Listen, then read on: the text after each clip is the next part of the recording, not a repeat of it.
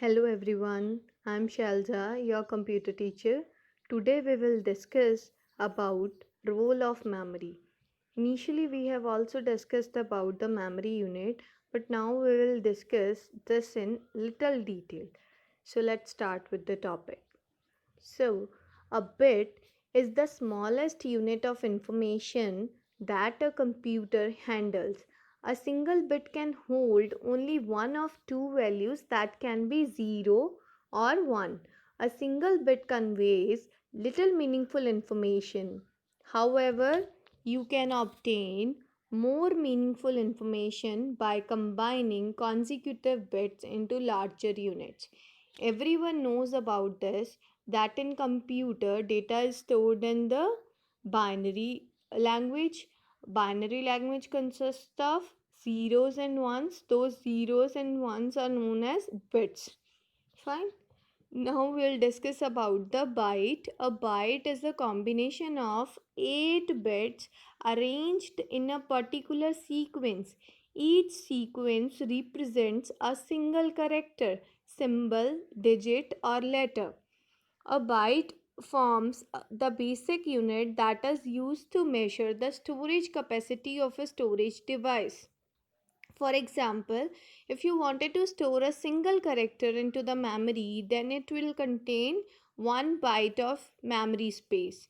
Fine, if you wanted to store a word in the memory which has 4 alphabets, so it will take 4 bytes to store in the computer memory. Fine. Next we have kilobytes.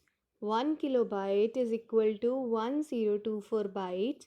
Most of the user data stored in a computer, such as email messages or text file, occupies storage space of few kilobytes.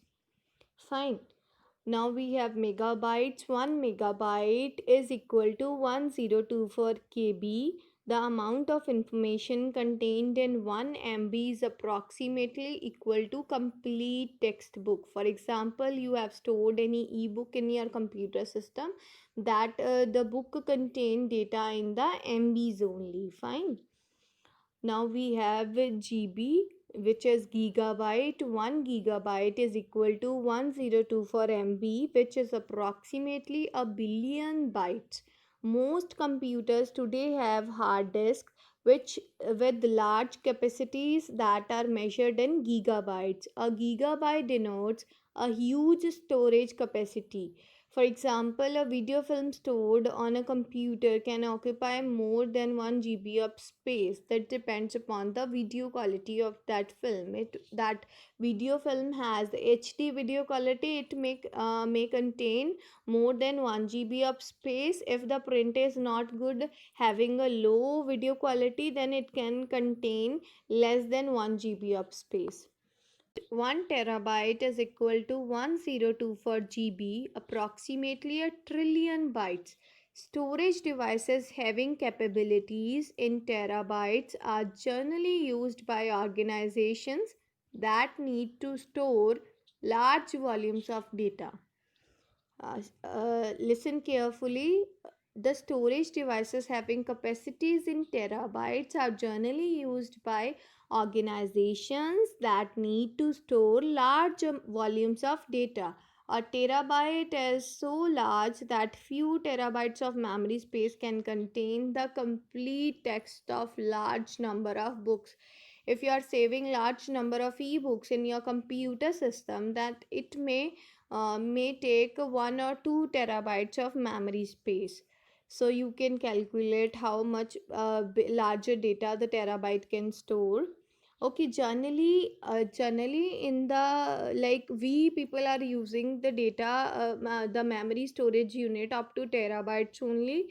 After that, some more data storage units are available, but these are not for our use. These are used for calculating the huge amount of data, but I am just discussing those for your reference only. We have petabyte. 1 petabyte is equal to 1024 TB. Most of the storage devices can hold a maximum of a few TBs. Therefore, petabytes are rarely used to measure memory capacity of a single device. Instead, PBs are used to measure the total data stored in the large network or server farms. Where PBs are used, petabyte are used to measure the total data stored in the large networks or server farms. For example, internet giants like Google and Facebook store more than over 100 PBs of data on their data servers. You can also say that Google's and Facebook store their data in the PBs. Fine, they use PBs to calculate their data, to store their data. They use PBs. Fine. Exabyte, 1 exabyte is equal to 1024 PB.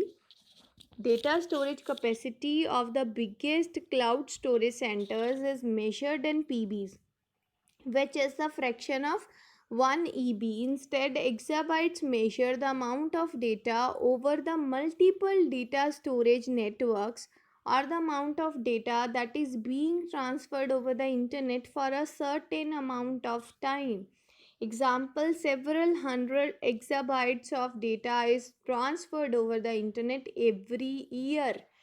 Fine, exabytes used to calculate the several hundred exabytes of data that is transferred over the internet every year. It is used to calculate the data which is transferred over the internet every year, the data of whole world. So you can calculate how much data the exabyte can calculate.